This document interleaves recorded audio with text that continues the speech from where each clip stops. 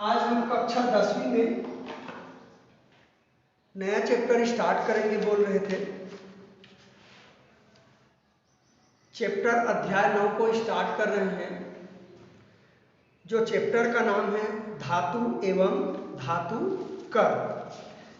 उसके पहले का पूरा चैप्टर आप लोगों को क्लियर कर चुके हो।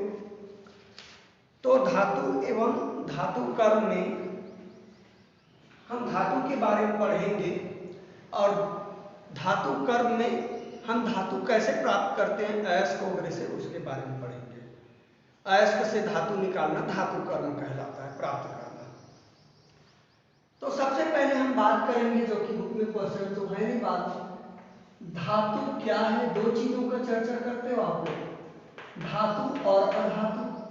आप लोग चाहो तो क्वेश्चन बना सकते हो, बुक में तो नहीं है। धातु और अधातु क्या है? तो धातु का जवाब होगा बेटा, वे सभी तत्व जो इलेक्ट्रॉन को त्याग कर धनायन बनाते हैं। धातु की पहचान है बेटा, इलेक्ट्रॉन त्याग कर धनायन बनाते हैं, धातु कहलाते हैं। लोहा, सोना, तांबा, चांदी ये धातु है। कुछ अपवाद हो सकता है, हाइड्रोजन अपवाद में आता है, खैर उस आप लोगों का मतलब नहीं है। तो ऐसे तत्व जो इलेक्ट्रॉन त्याग करके धनायन बनाते हैं धातु कहलाते हैं, और ऐसे तत्व जो इलेक्ट्रॉन को ग्रहण करके, इलेक्ट्रॉन ग्रहण करेंगे क्या बनाएंगे, ऋणायन, अधातु कहलाते हैं। सभी कैसे अधातु हैं बेटा, हाइड्रोजन, नाइट्रोजन, ऑक्सीजन, ये सब के सब आपके अधातु हैं।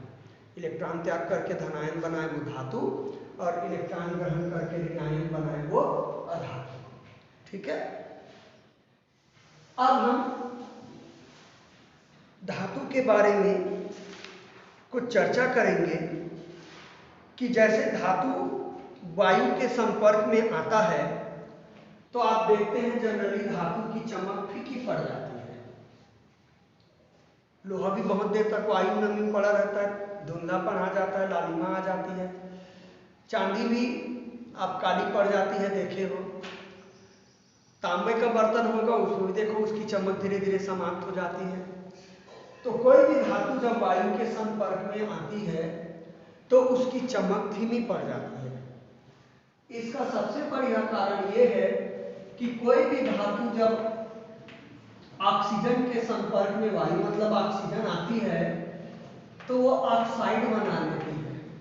कॉपर ऑक्सीजन से क्रिया करके ऑक्साइड बना लिया, कॉपर ऑक्साइड बैलेंस कर दिया बेटा, तो ऑक्सीजन तो कॉपर,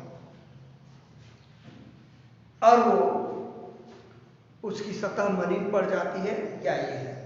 तो तय यह है कि धातु ऑक्सीजन से क्रिया करता है, क्या बनाता है, धात्विक ऑक्साइड बनाता है, या वायु से क्रिया करता है तो धात्विक ऑक्साइड बनाता है। सिंपल सी बात है। अब इससे क्वेश्चन बनाए हैं पेज नंबर 139 पे, इसी से संबंधित सीधा सीधा। पहला प्रश्न है, हवा में खुला छोड़ने पर धातुओं की चमक क्यों कम हो जाती है? मैंने बता दिया बेटा, धातु जब हवा यानी कि वायु के संपर्क में आता है तो वायु से क्रिया करके क्या बना लेता है, धात्विक ऑक्साइड बना लेता है, धात्विक ऑक्साइड बना लेता है, जिससे उसकी चमक फीकी पड़ जाती है। उदाहरण दे दो बेटा, कॉपर वायु के संपर्क में आएगा तो कॉपर ऑक्साइड बना लेगा, और इसकी चमक है वो क्या पड़ जाएगी, फीकी पड़ जाएगी। ठीक है। तो इस प्रकार से आप लोग इसको लिख सकते हैं। ये समीकरण लिख देंगे तब भी चल जाएगा, एक लाइन भी लिख सकते हो, है ना। मैं फिर रिपीट बोल देता हूँ बेटा, जब कोई धातु है वायु के संपर्क में आता है तो वायु से क्रिया करके वो धात्विक ऑक्साइड बना लेता है, जिससे उसकी सतह क्या हो जाती है, चमक है वो फीकी पड़ जाती है। ठीक है। अगला प्रश्न दिया है, सोना और प्लेटिनम का उपयोग गहने बनाने में क्यों किया जाता है? तो सोना और जो प्लेटिनम है वो बहुत कम क्रियाशील होते हैं। कम क्रियाशील होने के कारण ये वायु से क्रिया नहीं करते हैं, और इनकी चमक है वो लंबे समय तक बनी रहती है।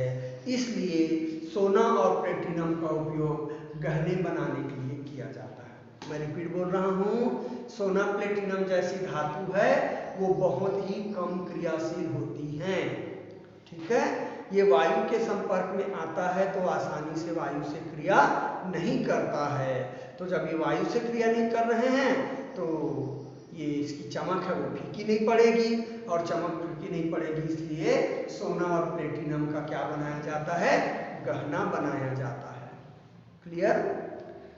अगला क्वेश्चन दिया है, लेड, मैग्नीशियम, एल्युमिनियम धातुओं की ऑक्सीजन से अभिक्रिया कराइए। लेड मतलब शीशा, तो Pb की क्रिया O2 से कराऊंगा बेटा, वैसे ही PbO बनेगा, ट्वाइस कर देता हूं।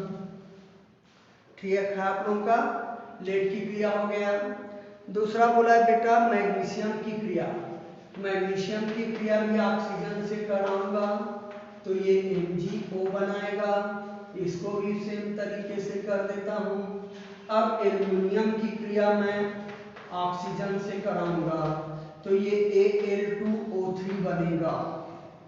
क्यों, मैं बता रहा हूँ थोड़ी देर में, 3 और 2 का लघुत्तम 6 आएगा बेटा, तो यहाँ पे मुझे 2 करना पड़ेगा, 2 दूनी 4, यहाँ पे 4 लिखूंगा और यहाँ 3 लिखूंगा, 3 दूनी 6 ऑक्सीजन, 2 दूनी 4 एल्युमिनियम।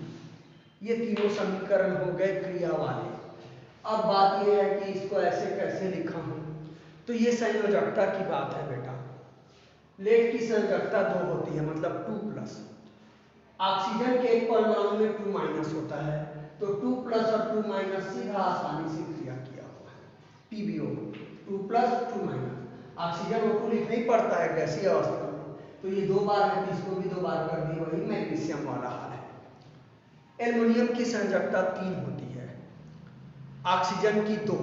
तो मेरे दिमाग में आया एक एल्युमिनियम में 3+, ऑक्सीजन में 2-, तो बैलेंस तो होगा नहीं, तो 3 और 2 का लघुत्तम निकाला मैंने 6। क्या निकाला, 6। तो एल्युमिनियम में चूंकि 3+ होता है इसलिए इसके नीचे 2 लिख दिया, 3 दूनी 6+ हो गया। ऑक्सीजन में चूंकि 2- होता है इसलिए नीचे 3 लिख दिया, 3 दूनी 6- हो गया, तो Al2O3 बनेगा।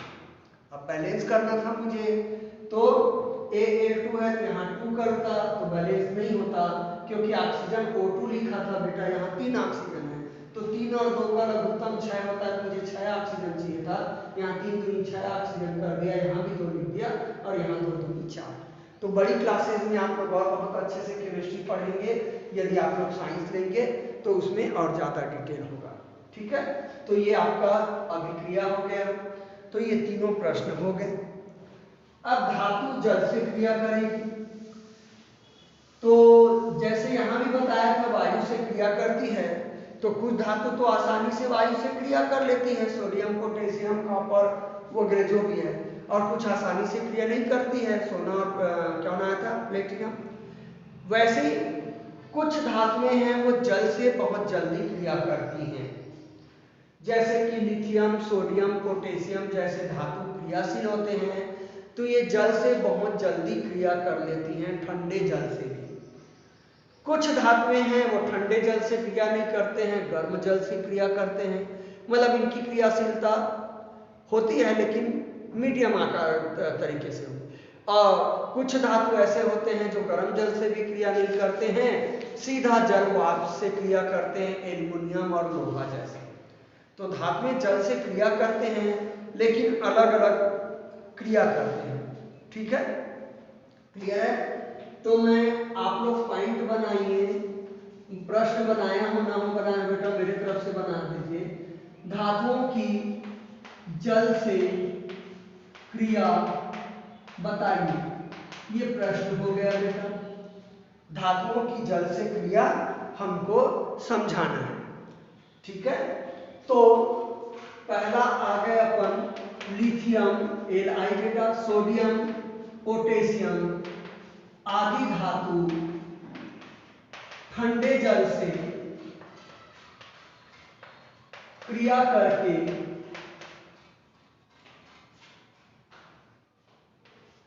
धात्विक हाइड्रोक्साइड बनाते हैं।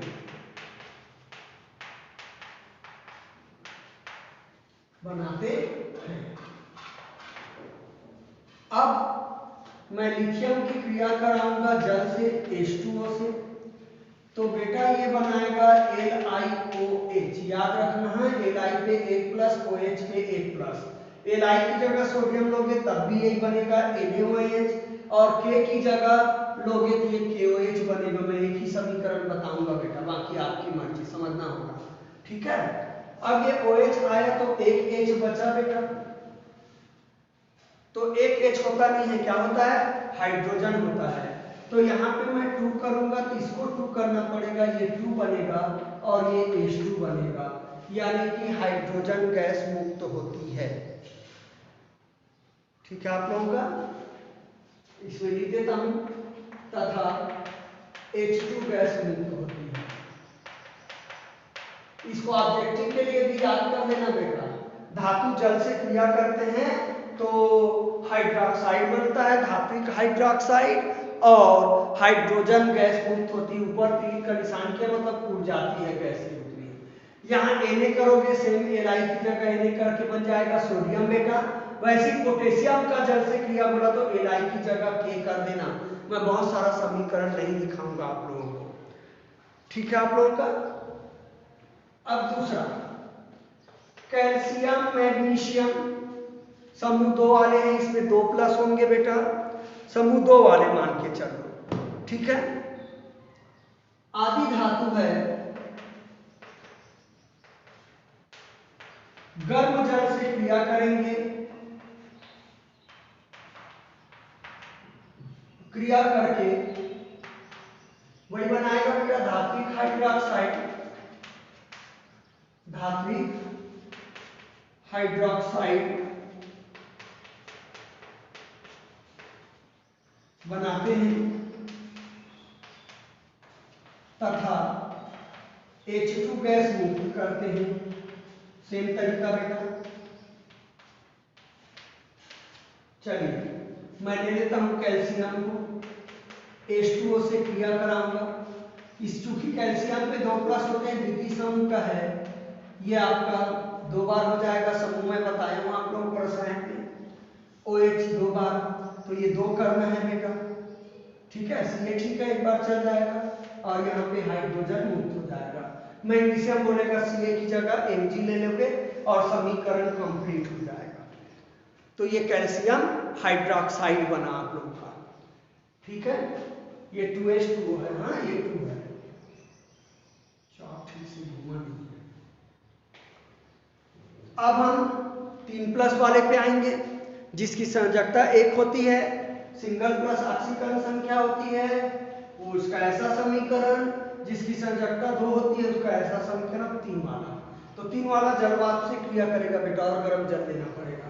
तो ऊपर मैं मिटा देता हूं, तो इसमें आ जाएंगे तीसरा, यहां लिख रहा हूं बेटा तीसरा, लोहा, एल्यूमिनियम आदि धातु ठंडे जल से क्रिया करके धात्विक हाइड्रोक्साइड बनाते हैं। तो ठंडे जल की जगह क्या होगा, जल वाष्प, जल वाष्प, जल वाष्प से क्रिया करके क्या बनाएगा, धात्विक हाइड्रोक्साइड बनाते हैं और H2 गैस मुक्त करते हैं। मैं वही सुधार दिया, लोहा और एल्युमिनियम, जैसे ये लोहा है बेटा Fe। अब क्रिया बता देते हैं बेटा, Fe की क्रिया H2O से करूंगा तो आपको पता है इसकी संयोजकता 3 लेना है आपको, तो 3 दूनी 6, और OH आपको लेने पड़ेंगे 3 बार, नहीं थे तो 3 हो गया बेटा, क्यों करूंगा। FeOH3 बनेगा बेटा, OH पे 1 माइनस होता है और Fe पे आप लोगों का नहीं बेटा ये गलत है, हाइड्रोक्साइड नहीं बनाता है, थोड़ा सा इसको सुधार लेते, मैं फिर से लिख रहा हूँ, तभी बैलेंस नहीं हो रहा है मुझसे। तीसरा पॉइंट, Fe एल्यूमिनियम आदि लोहा और एल्यूमिनियम आदि जैसी धातु, आदि धातु जल वाष्प से क्रिया करके ऑक्साइड बनाते हैं बेटा, हाइड्रोक्साइड में धात्विक ऑक्साइड बनाते हैं, तथा H2 गैस मुक्त करते हैं।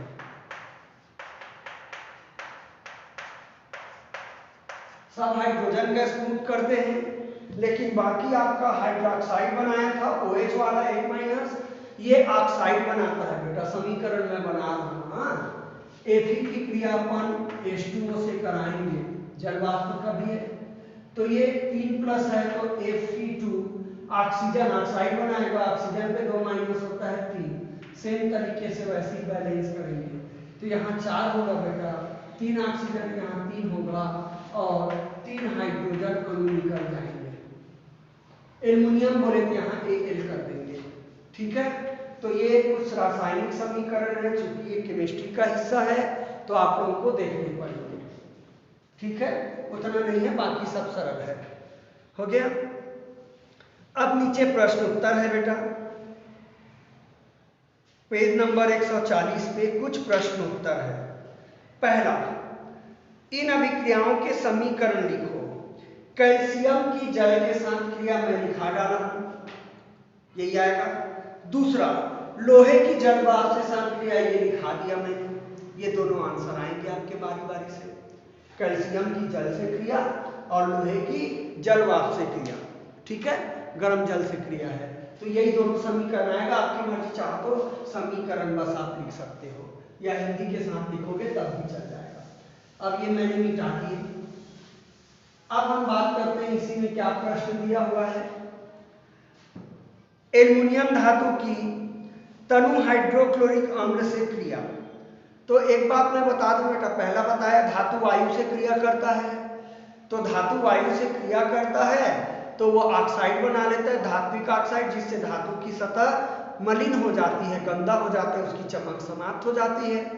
कुछ धातुएं वो वायु से क्रिया नहीं करती, इसलिए उसकी चमक बनी रहती है, तो उससे गहने बनाते हैं। धातुओं की जल से क्रिया बताया। अब धातु की अम्ल से क्रिया बताऊंगा। तो धातु किसी भी अम्ल से क्रिया करती है तो वो हाइड्रोजन गैस मुक्त करती है। धातुएं अम्ल से क्रिया करके हाइड्रोजन गैस मुक्त करती है हमेशा, ठीक है। तो आप लोगों का प्रश्न 2 है, एल्युमिनियम धातु तनु हाइड्रोक्लोरिक अम्ल से अभिक्रिया के पश्चात कौन सी गैस बनाती है? अभिक्रिया का समीकरण लिखिए। तो एल्युमिनियम धातु है,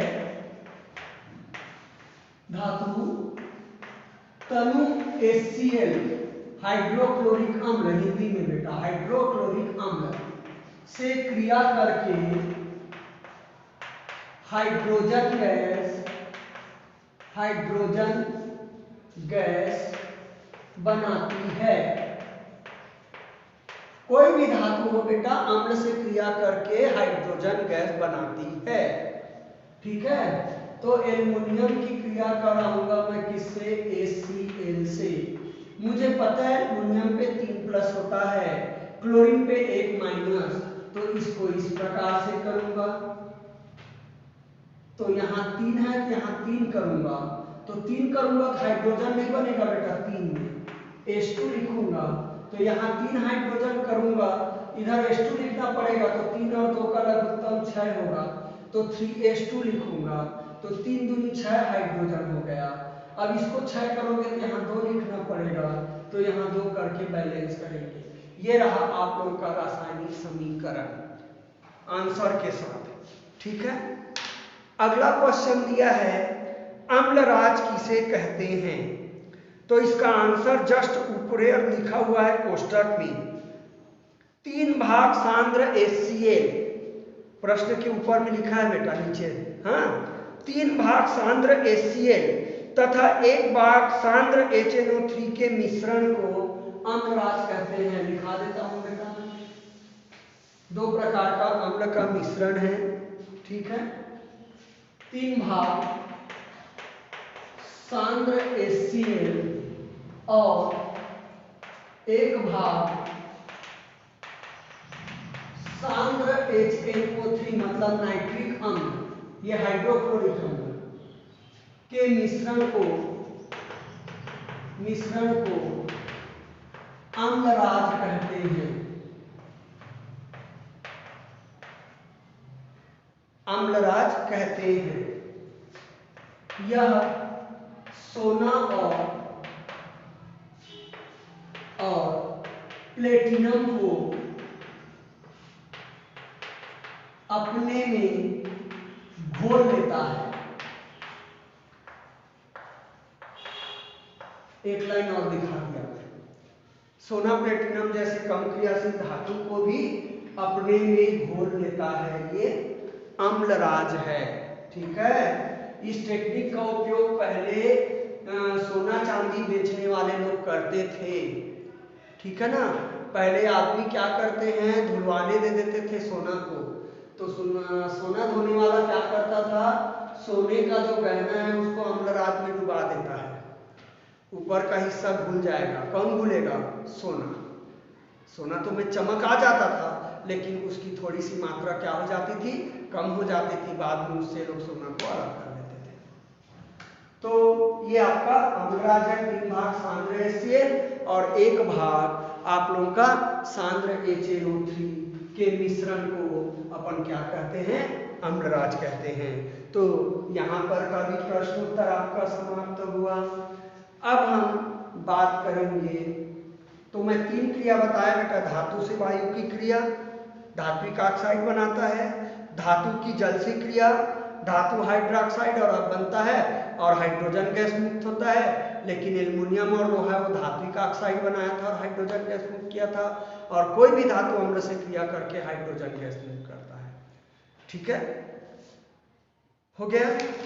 अब हम बात करेंगे बेटा धातु के प्राप्ति। चैप्टर में धातु कर्म है ना, अभी तक धातु के बारे में हल्के से पढ़ाया, अब वो धातु कर्म के बारे में पढ़ा रहा है आप लोगों को। तो धातु कर्म की परिभाषा में बता दिया, अयस्क से धातुओं को प्राप्त करना धातु कर्म कहलाता है। अब ये अयस्क क्या चीज है, तो 2 चीजें मैं बात करूंगा बेटा, खनिज और दूसरा अयस्क। खनिज और अयस्क। तो खनिज मिट्टी से प्राप्त वह टुकड़ा है जिसमें धातु की बहुत कम मात्रा होती है। धातु की बहुत कम मात्रा वाला जो पत्थर का टुकड़ा मिल जाएगा उसको आप खनिज कहोगे, और धातु की ज्यादा मात्रा वाला टुकड़ा मिलता है उसको हम अयस्क कहते हैं। तो जाहिर है खनिज में चूंकि धातु की मात्रा बहुत कम होती है, इसलिए इससे हम धातु को अलग नहीं कर सकते। अयस्क में धातु की मात्रा पर्याप्त होती है, इसलिए हम अयस्क से धातु को प्राप्त कर सकते हैं। याद रखना, खनिज को अयस्क नहीं कह सकते क्योंकि इसमें धातु की बहुत कम मात्रा होती है। लेकिन सभी खनिज है, अयस्क है खनिज नहीं हो सकता, सॉरी बेटा, खनिज है वो अयस्क नहीं हो सकता, लेकिन अयस्क है वो खनिज हो सकता है। क्यों, धातु की मात्रा हो उस नमूने को आप खनिज कहते हो, धातु की मात्रा हो उस नमूने को आप अयस्क कहते हो। तो खनिज में धातु की बहुत कम मात्रा होती है और अयस्क में ज्यादा मात्रा होती है, तो कम मात्रा वाले को आप अयस्क नहीं कह सकते, मतलब खनिज को अयस्क नहीं कह सकते और अयस्क को खनिज कह सकते हैं। ठीक है ना, क्योंकि उसमें पर्याप्त मात्रा है। तो ये 4 चीजें हैं। तो आपका क्वेश्चन बनेगा कि खनिज क्या है, या खनिज और अयस्क को परिभाषित करो, दोनों को बता दें। बना लो प्रश्न, खनिज और अयस्क को समझाइए, दोनों को समझा देते हैं। तो खनिज क्या है पहले मैं बताता हूं, प्रश्न बना लिए। ठीक है, खनिज, ठीक है, यह मिट्टी से प्राप्त वह नमूना है जिसमें धातु की बहुत कम मात्रा उपलब्ध होती है, उपलब्ध रहती है, तथा अशुद्धियां बहुत अधिक मात्रा में होती है।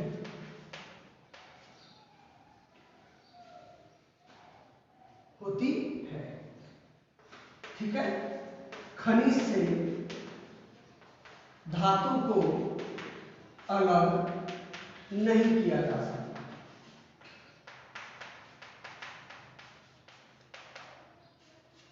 ये खनिज है।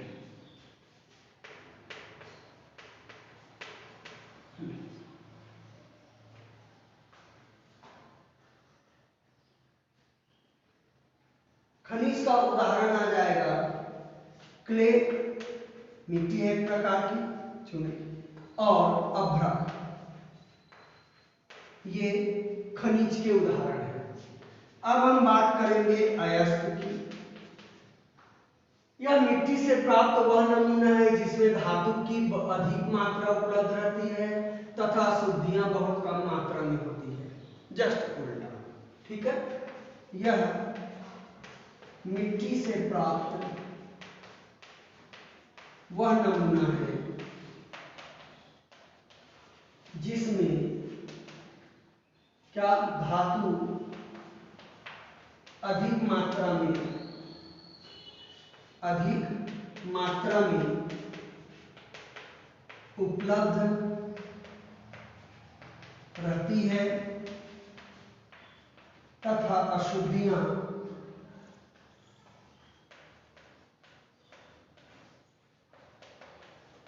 कम होती है।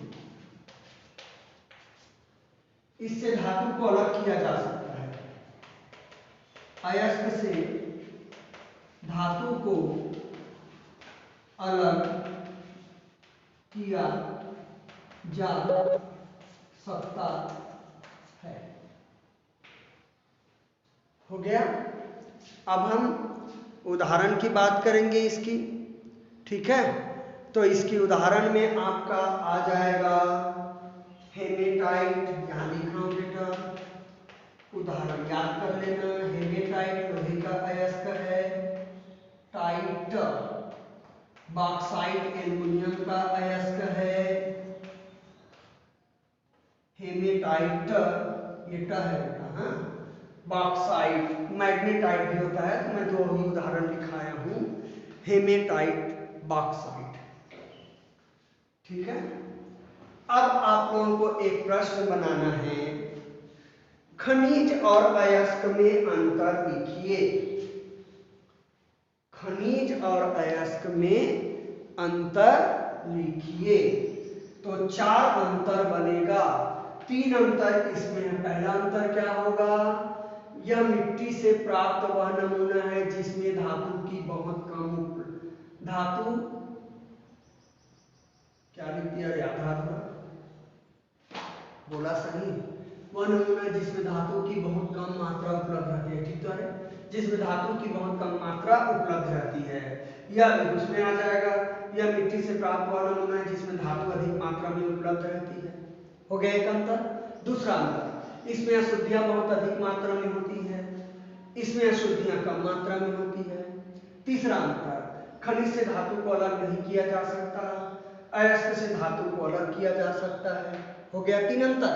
चौथा अंतर, खनिज अयस्क नहीं हो सकता है, अयस्क को खनिज कहा जा सकता है, या अयस्क खनिज हो सकता है। 4 अंतर करेंगे। तो चौथा क्यों बोल रहा हूं, खनिज अयस्क नहीं हो सकता है, अयस्क लिखोगे या खनिज हो सकता है।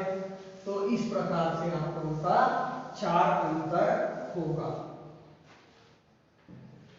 चाहो तो 5वां अंतर उदाहरण भी कर सकते हो, आपकी मर्जी, ठीक है।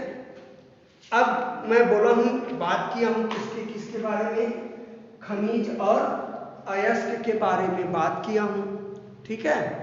तो खनिज तो कोई काम का है नहीं, अयस्क काम का है, उससे धातु प्राप्त करेंगे। तो अगले पीरियड में मैं अयस्क से धातु प्राप्त करने के तरीके को मैं बताऊंगा, ठीक है।